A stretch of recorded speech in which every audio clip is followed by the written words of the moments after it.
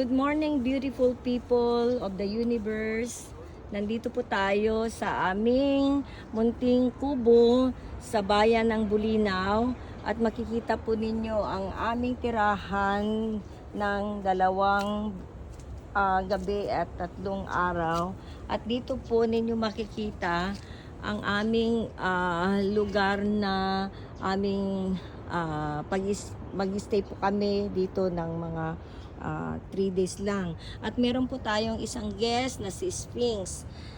Wala po siya talagang pangalan, pero nabigyan po namin siya ng pangalan Sphinx dahil mukha naman siyang Egyptian. So ito po, napakabait po ng pusa na ito. At ito po yung cottage na aming kinuha dahil ito po ay napakaganda. At dito po ang makikita po natin ang beach. Yung beach na ito ay low tide siya. At kung pupunta ka doon, pwede mong malakad ang lugar na ito. Yung makikita mo dito, very blessed ang area na ito kasi may break yan eh. Makikita po nyo yung mga alon na yan.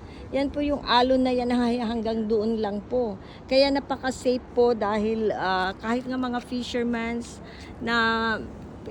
fishermen na pupunta sila ng maaga para manguha ng mga isda at saka mga clam.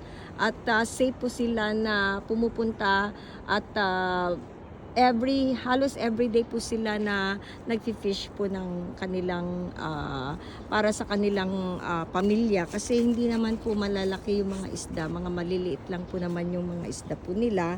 At napakaganda itong lugar na ito, tahimik. At dito po makikita po ninyo yung mga coconuts at saka munting kubo. So kung meron po kayong iba pang katanungan, ay pwede po kayong mag-inquire na lang po sa akin. So ipapakita ko po yung table na pwede kayong kumain. Meron din kasing kitchen din dito na kung gusto yung magluto-luto ay kompleto po tayo. Nandiyan po yung ano tawag dito, restroom. Yan po. Yan po. Maraming salamat po.